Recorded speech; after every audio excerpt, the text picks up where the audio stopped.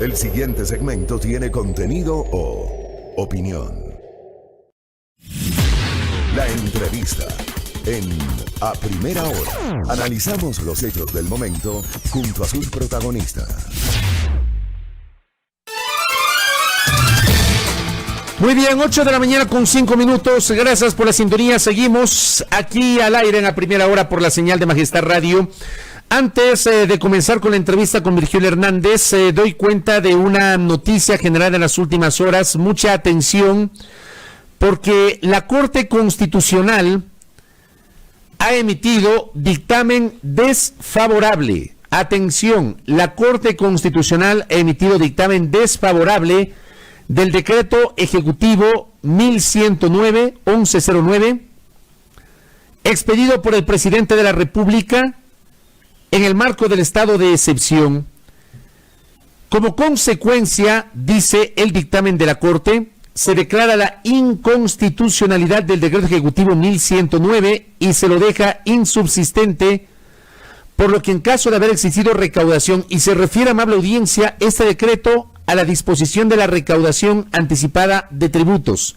Reiteramos, la Corte Constitucional ha declarado la inconstitucionalidad del decreto ejecutivo 1109 que dispuso la declaración anticipada de tributos del impuesto a la renta. Dice, deja insubsistente, por lo que en caso de haber existido recaudación, los sujetos pasivos de la medida, o sea, los contribuyentes, podrán solicitar la devolución del monto pagado, utilizar el valor pagado como crédito tributario de acuerdo a lo prescrito por la normativa vigente, o en su defecto acreditar el valor pagado como un anticipo voluntario de conformidad con la disposición general tercera de la Ley Orgánica de Apoyo Humanitario para combatir la crisis sanitaria derivada del COVID-19. Tremendo, ¿ah? La Corte Constitucional deja insubsistente el decreto ejecutivo que dispuso la recaudación anticipada de impuestos. Esta es una noticia que se ha generado en las últimas horas. Virgilio Hernández, buenos días, dirigente de la Revolución Ciudadana, ¿cómo le va? Buenos días, Fabricio, buenos días con todos ustedes y un gusto poder estar aquí. Bueno, desde el domingo 9 de agosto hasta el 23 de agosto es el plazo que establece el Código de la Democracia para los procesos de democracia interna en cada una de las organizaciones políticas. Hace minutos hablé con un dirigente del movimiento Creo en Quito, Jorge Pinto, sobre este tema. Me quedó claro de esa entrevista que del centro hacia la derecha no hay posibilidad de una unidad, que van a ir divididos, etcétera. ¿Qué va a pasar del centro hacia la izquierda, lo que ustedes denominan el progresismo? ¿Qué van a hacer en estas semanas que se avecinan? Son 2 semanas, no más allá de 2 semanas, para tomar decisiones, Virgilio. Mire, para nosotros esta semana es absolutamente crucial, porque mientras otras organizaciones políticas ya están cumpliendo con el calendario electoral y están desarrollando sus procesos de democracia interna, paradójicamente nosotros no tenemos definida nuestra situación jurídica. Esto es increíble. Hay toda una operación de Estado que impide que hasta ahora nosotros podamos intervenir en estos procesos de democracia interna, realizar estos procesos de democracia interna. El Consejo Nacional Electoral nos suspendió en una medida que no está contemplada en el Código de la Democracia, no es parte de la ley electoral, y nos dio 10 días para presentar los descargos. Nosotros presentamos eso el 31 de julio. El 31 de julio. Ahora ya es 11 de agosto y el Consejo Nacional Electoral sobre eso no dice absolutamente nada. No sabemos qué es lo que pasa y por el contrario apeló una decisión del Tribunal Contencioso Electoral que suspendía la medida cautelar. Y por lo tanto, ahora estamos en manos de las autoridades electorales. Ni Consejo Nacional Electoral ni Tribunal Contencioso Electoral emiten una decisión y mientras otras organizaciones ya están en los procesos de democracia interna, nosotros aún estamos esperando qué es lo que va a hacer, qué es lo que va a decidir el Consejo Nacional Electoral por el plano administrativo o el Tribunal Contencioso Electoral en el plano contencioso electoral. Eso querría decir, Virgilio, eso querría decir que como no hay esta definición, ustedes como que están atados de brazos o atados de manos, no pueden dar paso a sus procesos de democracia interna porque no saben qué va a pasar con Fuerza Compromiso Social. Exactamente. Hay una situación absolutamente inadmisible, antidemocrática, que va contra todo principio del Estado de Derecho, cuando ya estaba definido el panorama, las organizaciones que iban a participar. A nosotros se nos impide con estas maniobras desde la Contraloría General del Estado, a las que lamentablemente ha cedido el Consejo Nacional Electoral, con lo cual también pierde probidad respecto a que puede manejar el proceso sin presiones. Nos suspendió y ahora nosotros estamos suspendidos, aún no podemos desarrollar, a pesar de que tenemos todo listo, no podemos aún desarrollar este proceso de democracia interna esperando una decisión del Consejo Nacional Electoral o del Tribunal Contencioso. Para nosotros esta semana es decisiva. Si es que en esta semana no tendríamos una decisión, nos tocaría ver otras alternativas para poder participar en el proceso del año 2021. Pero esto es inadmisible, es absolutamente antidemocrático. De esta manera, sea desde el lado de la justicia, con el caso que llevan con Rafael Correa y también con los que se realiza contra otros dirigentes, o por el lado de la Contraloría y las autoridades electorales, están prácticamente modificando el panorama electoral con la expectativa seguramente de poder definir un ganador antes incluso de que se realicen las elecciones. ¿Cuál sería esa alternativa? A ver, si ustedes llevan adelante un proceso de democracia interna en Fuerza Compromiso Social, sin saber si finalmente esta organización política va a existir o no y va a estar autorizada o no para justamente poner candidatos y participar en los próximos comicios, y el tiempo se acorta porque el plazo vence el 23 de agosto, Virgilio, ¿la alternativa cuál sería, tomando en cuenta que esta semana será decisiva? ¿Sería tal vez trabajar a partir de Centro Democrático, que podría ser el ancla o la opción que ustedes tendrían?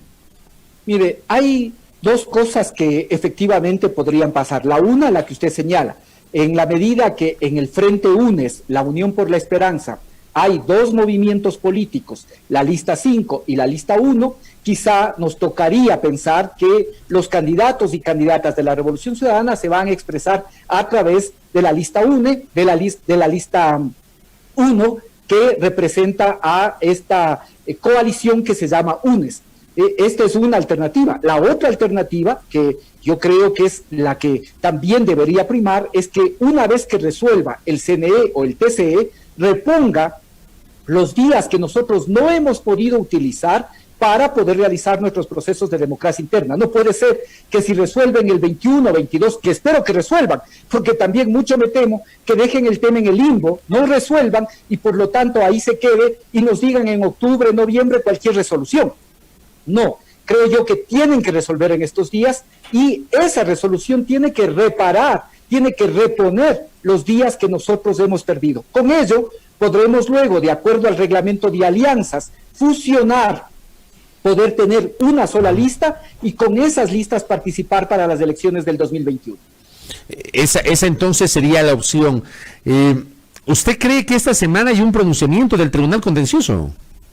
Si tienen una mínima, ya yo no diría, un mínimo respeto con la investidura que ellos ejercen, con la Constitución, con la ley, debería existir un pronunciamiento. Por lo tanto, definir esta situación, no puede ser que hay en este momento una situación de 4 organizaciones políticas, entre las que está la Revolución Ciudadana, y frente a ese hecho, no exista un pronunciamiento. Por lo tanto, si algo de respeto a la Constitución, al marco jurídico, al Estado de Derecho queda, tendrían que resolver esta semana. De lo contrario, será muy evidente, muy claro, que las presiones que se hacen a jueces, a la justicia, también alcanzan a los órganos electorales y por lo tanto se están prestando en esta maniobra o de proscribir a Rafael Correa y a los dirigentes del correísmo o al mismo tiempo también impedir la participación del movimiento Compromiso Social. Acá, por ejemplo, tengo una inquietud que hace un oyente, Gabriel Paguay, dice: en hipotético caso de dejar fuera Compromiso Social, ¿correría el plan B? Y si no hacen primarias, el CNE podría deslegitimar a los candidatos de la Revolución Ciudadana, considerando lo que ustedes aseguran e insisten, que hay una suerte de persecución política para proscribir a los representantes de la organización que usted representa, Virgilio? Las elecciones internas, los procesos de democracia interna están regulados en la ley, por lo tanto tienen que realizarse. Y no son solo un tema interno, tienen que hacerse con un delegado del Consejo Nacional Electoral que tiene que estar presente en estos procesos de democracia interna, de tal manera que ese es un requisito ineludible.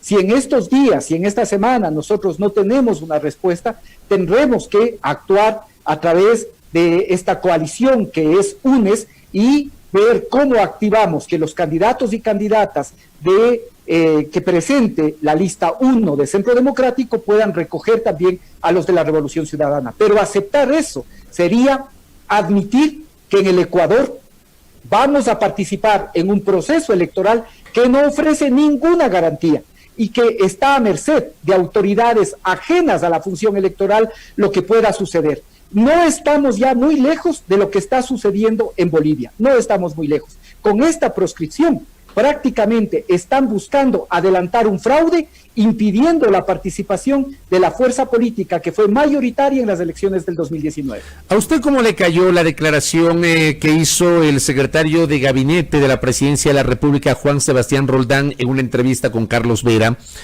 donde hace una advertencia? Dijo Roldán, esto lo recogió el portal de la cadena Telesur. Dice, el secretario general de Gabinete de la Presidencia, Juan Sebastián Roldán, comentó el viernes que ser integrante del movimiento que dirige el expresidente Rafael Correa entraña un considerable riesgo. Sus declaraciones fueron realizadas en el marco de un programa de televisión al que fue invitado. Allí se refirió, entre otras cuestiones, a que no considera que el movimiento de Correa triunfe al darle pocas intenciones de voto, cuando expresó que no se ve más del 4 al 6% en ningún candidato. Añadió además que buen riesgo es ser candidato correísta porque la justicia va a poner los ojos sobre los que todavía o no están fugados o no están condenados. ¿Cómo le cayó a usted esta declaración del secretario Roldán, Virgilio Hernández? Imagínese, yo que precisamente he sido convocado conjuntamente con la prefecta de Pichincha, Paola Pavón, y con Cristian González, el día lunes está convocada nuestra audiencia para evaluatoria y preparatoria de juicio. Y precisamente días antes hay esta presión absolutamente indebida, descarada, que se hace al sistema de justicia, pero además ya yo veo que estamos en un momento en que el cinismo es la norma, ya pueden decir absolutamente lo que quieran, y frente a eso no hay un pronunciamiento del Consejo de la Judicatura, no hay un pronunciamiento de la Corte Nacional de Justicia, de la Asociación de Jueces, cuando lo que está haciendo es una clara advertencia. Estas declaraciones son ajenas al marco democrático, lindan claramente con el fascismo y yo diría incluso pueden constituirse en un delito de odio. ¿Quién es el secretario de la Presidencia? Por mucho poder que crea tener, para ahora hablar de procesos judiciales, para hablar de lo que tienen que hacer los jueces y además señalar que el camino que tienen que seguir los jueces es únicamente el de la condena a quienes, como en nuestro caso, tenemos un proceso que es claramente político y que ya una vez concluida la instrucción fiscal no se ha podido demostrar nada, absolutamente nada de lo que dijeron en los días de octubre respecto de nosotros. ¿Dónde están las evidencias de que existió un plan internacional con Maduro y con Correa que se fraguó en Venezuela? ¿Dónde están las evidencias de que nosotros contratamos llaneros, que contratamos venezolanos?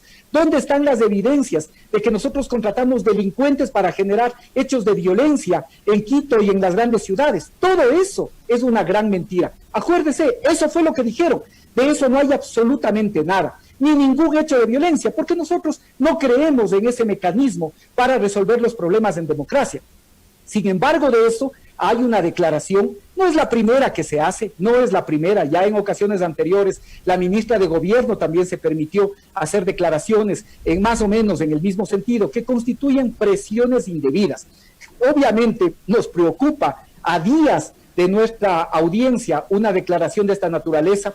Esperamos que los jueces de carrera, como el que le tocará analizar y evaluar en esta audiencia que será el 17, pueda tener la suficiente entereza, cordura, la suficiente madurez para analizar las cosas en función de lo que dice la Constitución y la ley, y no de estas presiones de bravucones que creen ahora que porque están en esa función pueden ir por encima del marco constitucional y legal. Una vez que se atraviesa este marco, ya no estamos en Estado de Derecho, ya no estamos hablando de democracia, estamos en un Estado claramente autoritario que persigue, que denigra y que busca a través de la justicia callar, inutilizar a sus opositores. Esto es claramente lo que estamos viviendo. Virgilio, hablaba usted del 17. El 17 de agosto será la audiencia de su caso de Cristian González y de la prefecta Pavón, ¿verdad?